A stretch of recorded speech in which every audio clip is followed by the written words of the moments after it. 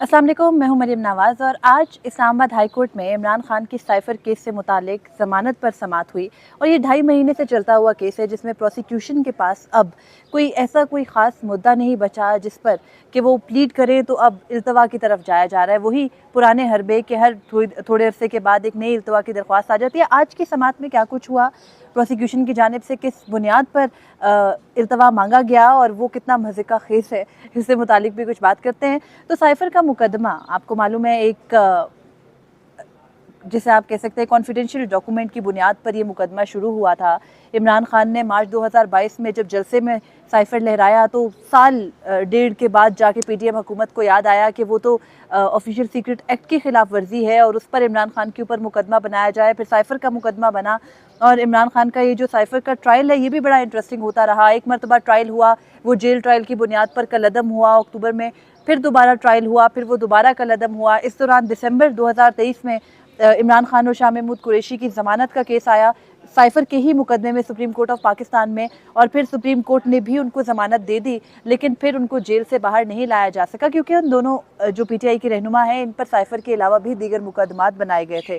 खैर, शाह महमूद कुरैशी की इस केस में ज़मानत बनती थी लेकिन उनको 9 और 10 मई के मुख्तलिफ मुकदमात में उलझा कर जेल में ही रखा गया और तब से अब तक शाह महमूद कुरैशी और इमरान खान जेल में हैं। और फिर इंतखाबात से ठीक 8 रोज़ पहले साइफ़र केस में इमरान खान और शाह महमूद कुरैशी को मुख्तलिफ दफ़ात ऑफिशियल सीक्रेट एक्ट की लगाकर सज़ाएं सुनाई गई। इमरान खान और शाह महमूद कुरैशी की सज़ाएं कमोबेश 24 साल पर मुहित हैं, जिसमें मुख्तलिफ ऑफिशियल सीक्रेट एक्ट के जो दफ़ात लगाई गई उन पर बनती हैं। जिन दफ़ात के तहत इमरान खान और शाह महमूद कुरैशी के खिलाफ सज़ा सुनाई गई उन्हीं दफ़ात को पहले सुप्रीम कोर्ट ये करार दे चुकी थी कि वो उनका निफाज इस केस में नहीं होता। खैर, ये वो सारे टेक्निकल पॉइंट्स थे जो कि बाद में उनके काम आने ही थे और जिस जल्दी में ट्रायल किया गया जेल के अंदर रात 11-11, 12-12 बजे तक, इनफैक्ट एक दिन 2:30 बजे तक भी तोशाखाना और साइफ़र केस की समातें चलाई गई और उसके बाद उनमें सज़ाएं सुनाई गई यके बाद दीगरे 30 और 31 जनवरी को। तो उसके बाद यही प्रिडिक्ट किया जा रहा था कि जब ये अपील की स्टेज पर आएगा तो इन दोनों ही मुकदमात में इमरान खान और शाह महमूद कुरैशी को ज़मानत मिल जाएगी। खैर, तोशाखाना के केस में शाह महमूद कुरैशी नहीं है। यही हुआ, उनको मुकदमात में ज़मानतें मिलने का सिलसिला जारी है। आज की समात में हुआ ये कि प्रोसिक्यूशन अब ये कह रही है, यानी जो स्पेशल प्रोसिक्यूटर्स एफआईए ने साइफ़र केस के अंदर मुकर्रर किए हैं, क्योंकि जो पहली इस्तगासा की टीम थी वो सुप्रीम कोर्ट में नाकाम हुई, तो इसलिए उनको कुछ ज़्यादा उम्मीद नहीं थी कि जो प्रोसिक्यूशन के उस वक्त वकील थे वो अब लेके चल सकेंगे मुकदमे को इस्लामाबाद हाई कोर्ट के सामने। तो यही किया गया कि इस्लामाबाद हाई कोर्ट ने जब इस केस की समाअत का आगाज़ भी किया तो कुछ ताबड़तोड़ सवालात हम देख रहे थे, पूछे जा रहे थे, लेकिन कुछ इमरान खान के वकील सलमान सफ्दर ने भी मेरिट के ऊपर इस केस में दलाइल देने के लिए बहुत वक्त लिया। फिर प्रोसिक्यूशन ने हामिद अली शाह को और उसके अलावा एक और स्पेशल प्रोसिक्यूटर को इस केस के अंदर मुकर्रर किया, तो इन दोनों ने इस केस को प्लीड करना शुरू किया। हामिद अली शाह साहब को जब प्रोसिक्यूटर मुकर्रर किया गया तो उसके बाद जब वो अदालत में आए तब भी कुछ सवालात के जवाबात नहीं दे पा रहे थे, कुछ बेरब्त थे उनके दलाइल। लेकिन जैसे जैसे सवालात पूछे जाते रहे, यानी कि साइफ़र सबसे बेसिक सवाल जो गुज़िश्ता रोज़ भी जस्टिस मियां गुल हसन औरंगज़ेब ने किया वो ये कि साइफ़र क्या है, साइफ़र का मतन क्या है। यही सवाल चीफ जस्टिस आमिर फ़ारूक ने भी किया, तो वो मतन नहीं पेश किया गया, ना साइफ़र अदालत के सामने रखा गया, तो अदालत उसकी सेंसिटिविटी को कैसे जांचेगी, ये एक बहुत बड़ा मसला। और फिर आज की समाअत के अंदर प्रोसिक्यूशन एक नई दरख्वास्त लेके आ गई, एक मुतफरिक दरख्वास्त कि डोनाल्ड लू ने जो अमरीकी कांग्रेस के सामने बयान दिया था साइफ़र से मुतालिक वहाँ पर, जिसमें उन्होंने कहा था कि कोई अमरीकी साजिश इन्वॉल्व नहीं थी साइफ़र के अंदर कि जिससे इमरान खान की हुकूमत जाती, और ये जो तमाम तर बयानियाँ, इस पर उन्होंने अपना जवाब ये दिया था कि ऐसा कुछ नहीं था कि उन्होंने कुछ डेलिब्रेटली वहाँ पर किया हो, ना ही कोई अमरीकी साजिश थी। तो ये तमाम तर जो कॉन्स्पिरेसी वाला मामला है इसको अब प्रोसिक्यूशन अदालत के सामने रखना चाहती है और उस स्टेज पर रखना चाहती है जब ट्रायल मुकम्मल हो चुका, सज़ाएं हो चुकी, लेकिन क्योंकि अपील एक तरह से ट्रायल की ही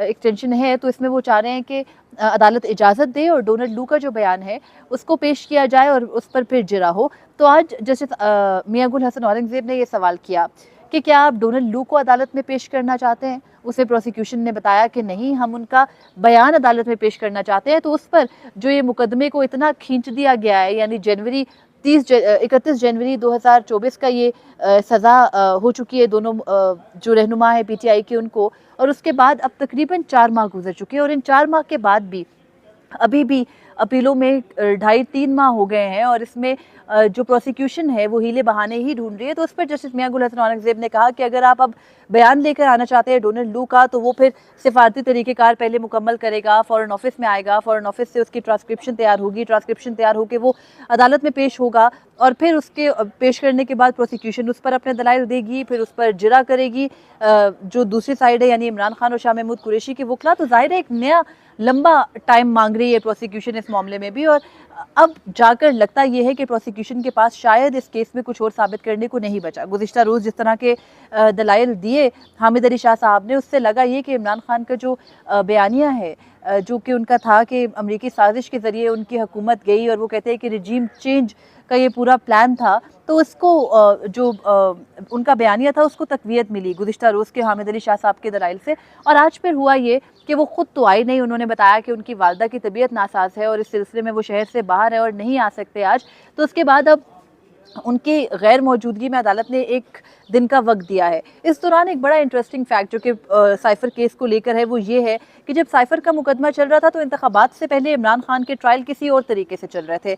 तब एक उजलत थी रियासत को कि जल्दी जल्दी इमरान खान के जो मुकदमात हैं उनको निपटाया जाए, उनको सजाएं सुनाई जाए ताकि एक सजा याफ्ता शख्स इंतखाबात में हिस्सा ना ले सके। और यही हुआ, इंतखाबात से पहले उनको तकरीबन 4 रोज़ के अंदर 3 बड़ी सज़ाएं सुनाई गई, जिसमें तोशाखाना का केस था, साइफर का केस था और इद्दत में निकाह का केस था। और वो सारी ही सज़ाएं एक लंबे लंबे अरसे तक की जेल में रहने की थी। तो वहाँ से इमरान खान की जो ट्रायल्स हैं उनको जल्दी जल्दी निपटाया गया था इंतखाबात से पहले, और अब इंतखाबात के बाद सिलसिला किसी और तरफ को चल पड़ा है। अब सुकून से उनके ट्रायल्स हो रहे हैं। तो इंतखाबात से पहले कुछ सूरत हाल ये भी थी कि उनके वकला को जेल में नहीं जाने दिया जाता था, और उस वक्त साइफर केस के अंदर एडवोकेट जनरल इस्लामाबाद को हिदायत की गई कि आप स्टेट डिफेंस काउंसिल दे दें। और स्टेट डिफेंस काउंसिल किसी मुल्जिम को तब दी जाती है जब उसका दिफा करने के लिए उसके वकील दस्तयाब ना हो।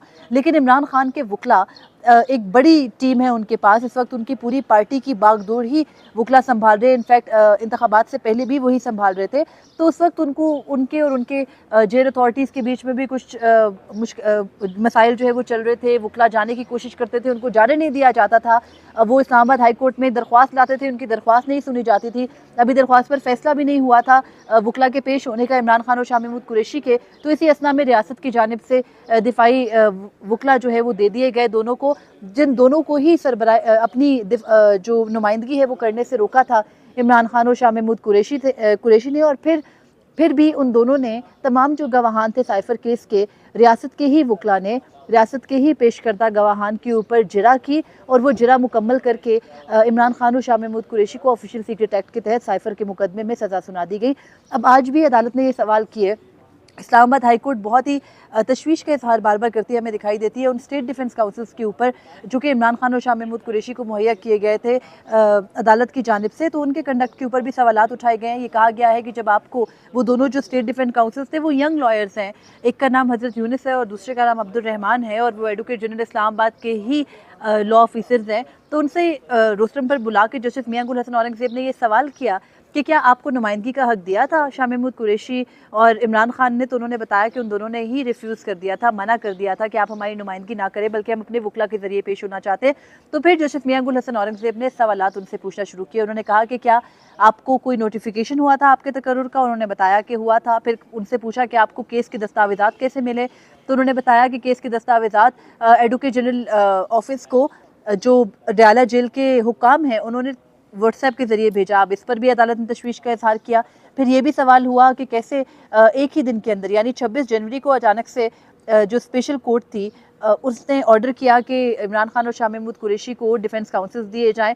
तो फिर 27 को कैसे वो दोनों वकला तैयार थे उन दोनों के जो रहनुमा हैं उनको उनकी नुमाइंदगी करने के लिए? यानी वकला को वक्त दरकार होता है, ज़ाहिर है बहुत सारे केस लॉज इसके अंदर इन्वॉल्व होते हैं। तो ये अब वो सारे सवालात हैं जिस पे ये लगता है कि मेरिट पर ये केस उड़ने जा रहा है साइफर का, और इसके अंदर अब जो प्रोसिक्यूशन है वो हीले बहाने ढूंढ रही है कि किसी तरह से इसको लंबा खींचा जा सके और इस्लामाबाद हाई कोर्ट को रोका जा सके कि वो अभी ये फैसला ना दे। तो खैर ये नज़र आ रहा है कि जो साइफर का मुकदमा है उसमें कमज़ोर इस्तगासा की वजह से और कमज़ोर प्रोसिक्यूशन की ही वजह से इमरान खान और शाह महमूद कुरैशी को रिलीफ मिलेगा। और ये जो मुकदमा था इसको एक तरह से सुप्रीम कोर्ट ऑफ पाकिस्तान ने 22 दिसंबर 2023 को ही फारिग कर दिया था, और तभी ये कह दिया था कि कौन सी जो हमारे इर्द गिर्द के ममालिक हैं या दुश्मन ममालिक हैं जिनको फ़ायदा पहुंचा साइफ़र के मुकदमे से, तो तब भी कोई खातिर ख्वाह दलील नहीं दे सके थे वकला जो कि प्रोसिक्यूशन की जानिब से पेश हो रहे थे। यही मुकदमा जब इस्लामाबाद हाई कोर्ट भी यही सवालात उठा रही है तो वहाँ पर भी प्रोसिक्यूशन साबित नहीं कर पा रही है। तो साइफ़र का केस, साइफ़र के कागज़ को लहराना इमरान खान की जानिब से उस वक्त जलसे में खुद एक मशक्क़ा ख़ेज़ अमल था। उसके बाद फिर नेशनल सिक्योरिटी काउंसिल ने 30 मार्च 2022 को बैठ के डिमार्श किया, अमेरिका को ये बताया कि हाउ डेयर यू कि आप हमारे कामों में मुदाखलत की कोशिश करें। तो वो एक मूव थी जो कि आपकी नेशनल सिक्योरिटी कमेटी ने की। उसके बाद आपके ज़रूर अमेरिका के साथ ताल्लुकात ख़राब हुए होंगे और फिर साल डेढ़ बाद जाके पीटीएम की हुकूमत को याद आया कि ये तो बहुत गलत मूव हो गई है। उसके ऊपर फिर से कमेटी, नेशनल सिक्योरिटी कमेटी की मीटिंग हुई, वहाँ पर फैसला हुआ कि अब जिन्होंने ये किया उनको नहीं छोड़ा जाएगा। फिर जब इमरान खान का बुरा वक्त आया, उनके ऊपर मुख्तलिफ मुकदमात बनाने का सिलसिला शुरू हुआ, तो ये भी मुकदमा बना दिया गया और अब इस मुकदमे की बुनियाद ही इतनी मशक्क़त ख़ेज़ है कि उसको अदालतों में लेकर चलना मुश्किल हो रहा है। ना कि ये बयानिया बनाया जाता, ये केस बनाया जाता कि इमरान खान ने साइफ़र के मतन को गलत तरीके से इस्तेमाल किया। उस पॉइंट से ज़्यादा ये बात बार बार दोहराई जाती है अदालतों में कि उन्होंने एक सीक्रेट डॉक्यूमेंट को रिवील किया। जब सीक्रेट डॉक्यूमेंट का सवाल पूछा जाता है तो वो इस्तग़ासा के पास मौजूद नहीं होता, वो कहते हैं कि इसकी कॉन्फिडेंशियलिटी है, हम दे नहीं सकते। तो ये वो तमाम तर मामलात हैं जिनके ज़रिए साइफ़र केस ने अब इस्लामाबाद हाई कोर्ट से भी ख़त्म हो जाना और फिर देखना ये कि क्या प्रोसिक्यूशन इतनी हिम्मत करती है कि सुप्रीम कोर्ट ऑफ पाकिस्तान, जो कि पहले ही एक प्रॉपरली लंबा चौड़ा ऑर्डर कर चुकी है इस मामले पर, उसके सामने दोबारा से इमरान खान और शाह महमूद कुरैशी की सज़ाओं के लिए अपील लेकर आए। तो ये बड़ा इंटरेस्टिंग सा एक आने वाले दिनों में मामला बन सकता है। कल तक का वक्त दिया है अदालत ने। अब देखते हैं कि क्या जो बहुत ही खसूसी एक प्रोसिक्यूटर मुकर्रर किए गए हैं इस केस के अंदर वो पेश होंगे, दलाइल मुकम्मल होंगे, क्या कल ही फैसला महफूज होकर इमरान खान और शाह महमूद कुरैशी को ज़मानत मिलेगी या फिर परसों मिलेगी, ये सब कुछ देखना है। कल की समाअत होगी तो आपके सामने रखूँगी। अब तक के लिए इतना ही था, मुझे इजाज़त दीजिए। अल्लाह हाफ़िज़।